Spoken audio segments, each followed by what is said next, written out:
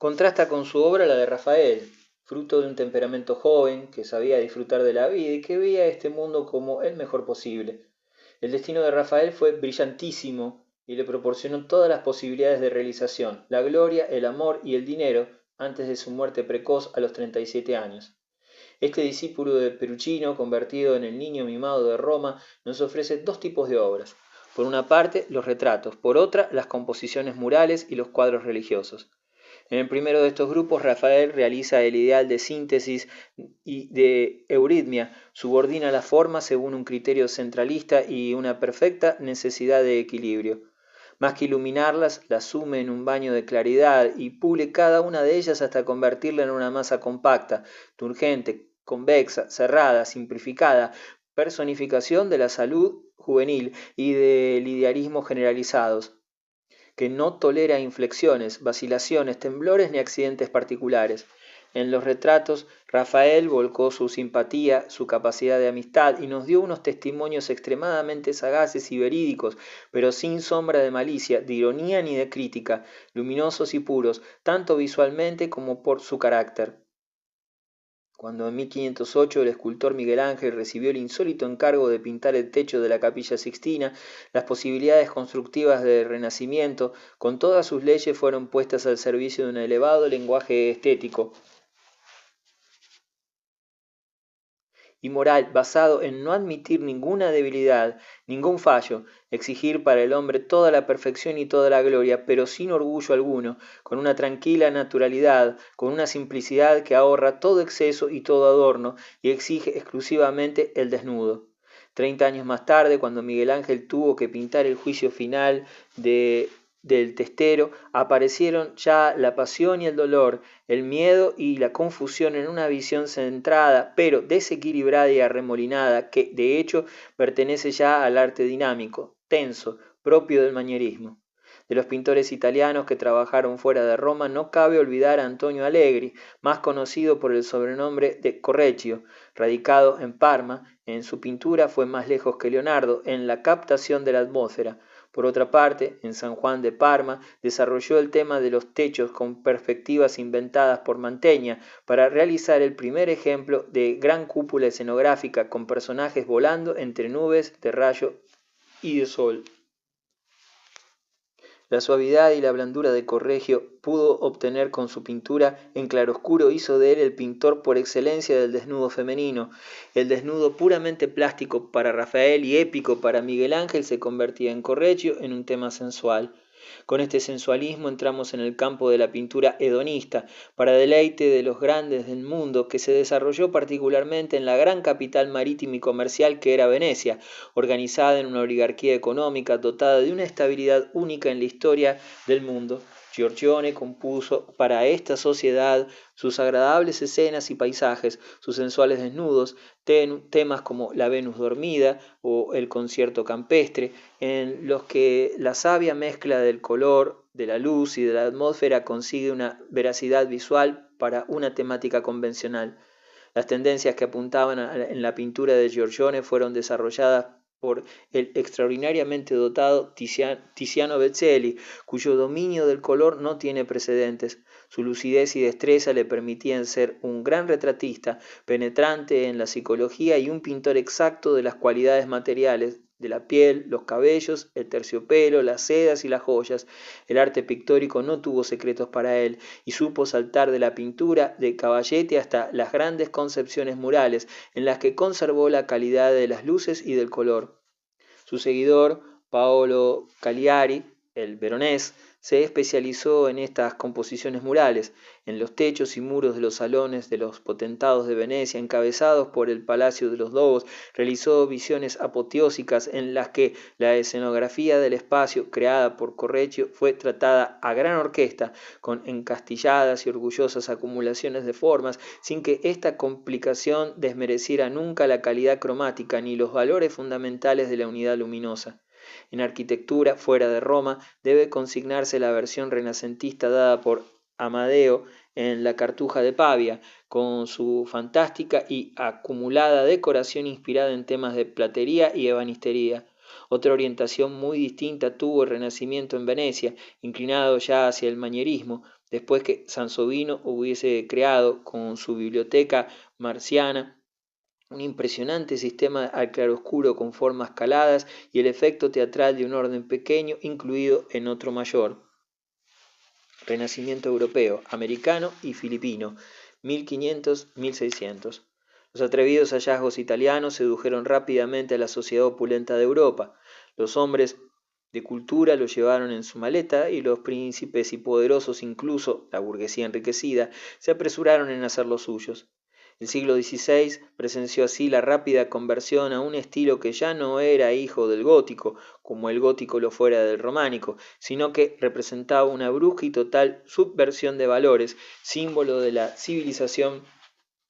humanista, antropocéntrica, sustituyendo al teocentrismo medieval. Naturalmente, los países más influidos fueron aquellos en que gobernaban reyes que lucharon y ejercían algún dominio sobre el suelo italiano. Por ejemplo, el Imperio de los Austrias, el primer conglomerado de naciones llamado entonces las Españas y las Indias, tenía como núcleo predominante imperialista el reino de Castilla y de León, cuyos armadores y negociantes drenaban el oro y la plata de América para acumular una potencia económica capaz de sostener grandes ejércitos y asegurar una hegemonía mundial, aunque a la postre sus doblones fuesen a engrosar las arcas de los banqueros alemanes, prestamistas de los reyes, y el país quedara empobrecido. En las tierras castellano-leonesas, los temas italianos habían entrado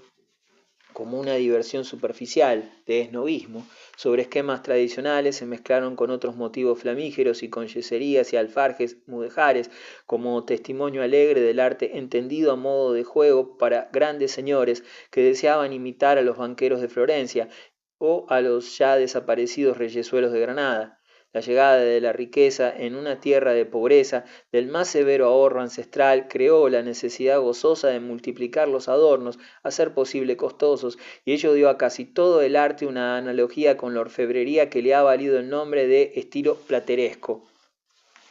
La arquitectura plenamente plateresca se desarrolló de un modo dominante, reinando ya Carlos V en la cuenca del Duero, sobre todo en Salamanca, la capital intelectual y universitaria del país, seguida por León y Burgos. En Salamanca, la anónima fachada de la Universidad 1519 fue concebida como un tapiz de relieves, lo mismo que las fachadas flamígeras de Valladolid. Su esquema es gótico, pero toda la ornamentación en un arabesco tupido, con horror al vacío, es renacentista a la manera de la Cartuja de Pavia, más en consonancia con el carácter del país, nos aparece al estilo del Palacio de Monterrey, 1539, de Rodrigo Gil de Hontañón, de gusto severo en las partes inferiores, pero coronado de calados grutescos. La principal obra plateresca de Castilla la Nueva es el Alcázar de Toledo, 1538, erigido por Alonso de Covarrubias,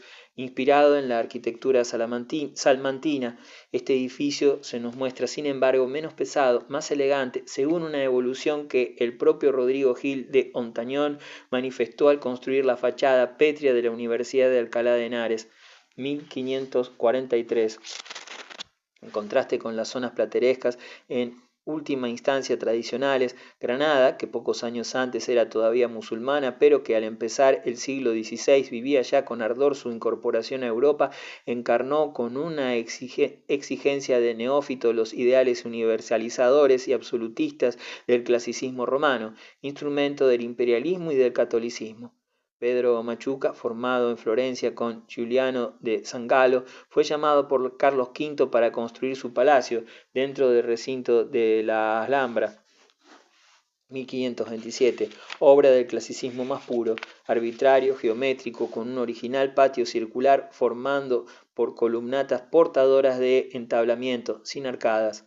La escultura renacentista en los dominios de Castilla fue obra de extranjeros o de artistas nacionales formados en Italia. Bartolomé Ordóñez, que esculpió en Barcelona los relieves del martirio de Santa Eulalia, y Diego de Siloé, autor del retablo del Condestable, en Burgos, muestran una influencia directa de los artistas italianos, especialmente de Miguel Ángel. El máximo representante de esta tendencia fue sin duda Alonso Berruguete, el tallista del coro de la Catedral de Toledo, cuyas figuras, a menudo intensamente emotivas, aparecen dominadas por una torsión física que expresa tensiones morales.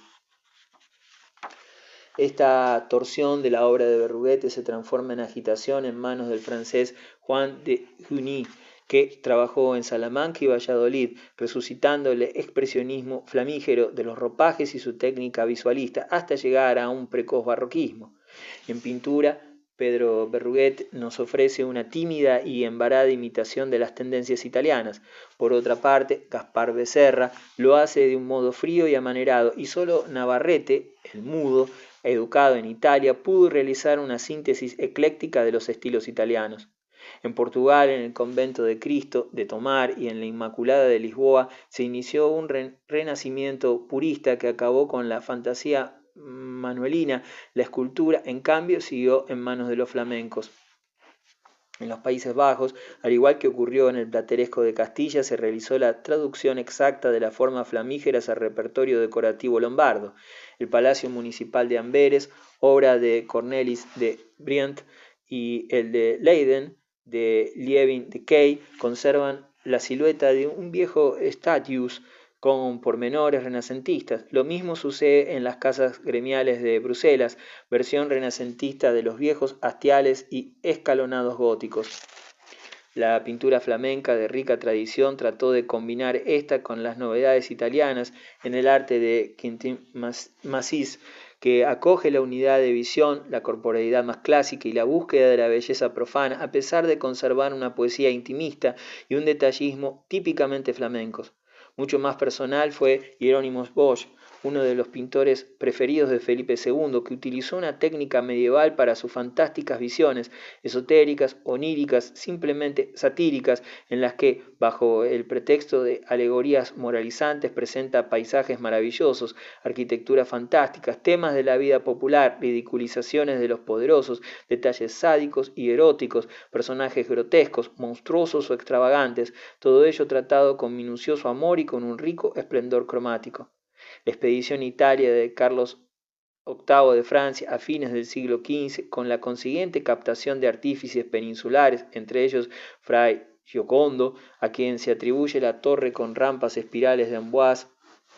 señaló el comienzo de la obsesión por el arte italiano entre los grandes de Francia. Domenico de Cortona, el Bocador, levantó al modo lombardo el municipio de París. Bajo Luis XII, el castillo de Blois se adornaba con grutescos y los François levantaban en el mismo estilo una de las torres de la catedral de Tours. Pero el gran promotor del Renacimiento francés fue Francisco I, por cuya iniciativa las orillas del Loire se cubrieron de una sarta de castillos de placer, lugares de cacería, en que los esquemas italianos se adoptaron a la tradición francesa de los altos tejados de pizarra, erizados de chimeneas. Entre ellos se destaca el castillo de Chambord, atribuido a Leonardo da Vinci, con una planta milanesa según el estilo de Filarete, en cruz inscrita en un cuadro y con torres de ángulo. La arquitectura religiosa, subvencionada por la burguesía, continuaba levantándose en el estilo gótico, y solo en algunos casos las estructuras flamígeras se recubrían de un manto de grutescos a la italiana, como en Saint-Eustache de París, obra de Le Mercier, en Saint-Étienne-du-Mont de Philippe le Bel, y especialmente en el ábside de Saint-Pierre de Caen, erigido por Héctor Soyer. La escultura renacentista fue iniciada por artífices italianos, como los Giusti, uno de cuyos descendientes franceses, Jean Juste, esculpió el clásico mausoleo de Luis XII en Saint-Denis, donde en vez de las terribles imágenes flamígeras se impone el triunfalismo. Por lo que respecta a la pintura renacentista francesa, Jean Bourdichon, tras Fouquet, desarrolló la anatomía, la perspectiva y el paisaje y los efectos de luz, pero una invasión de italianos y de neerlandeses italianizados debía arrinconar pronto a los esforzados pintores del país. En los países germánicos el influjo italiano llegó pronto, tal como nos lo demuestra la capilla de los Fugger en Augsburgo, levantada por Hieronymus von Augsburg en 1512. El monumento más importante es el castillo de Heidelberg, enteramente cubierto de relieves, en cuya ala de Otón Enrique sabemos que trabajó el flamenco Alexander Collin. Respecto a las artes figurales, en Franconia apareció un artista excepcional, Albert Dürer, Durero, hábil y erudito, conocedor de Italia, dibujante portentoso, permaneció fiel al naturalismo germánico y utilizó las técnicas dibujísticas italianas para perfeccionar su plasmación del paisaje, de los animales y de las plantas, con un amor profundo hacia las más humildes hierbas del campo, pero al mismo tiempo trató con inusitada nobleza el cuerpo humano y así aceptó el decorativismo flamígero de los ropajes. También supo expresar con dignidad suprema el desnudo. Dotado para todas las especialidades, fue grabador y pintor y trató temas religiosos, alegorías esotéricas, retratos y visiones reales. Próximo a Durero, cabe citar a Altdorfer, cuyos temas históricos o bíblicos no constituyen más que pretextos para un paisajismo en el que la grandiosidad corre parejas con los sabios efectos de luz, las transparencias de las nubes y los reflejos del mar.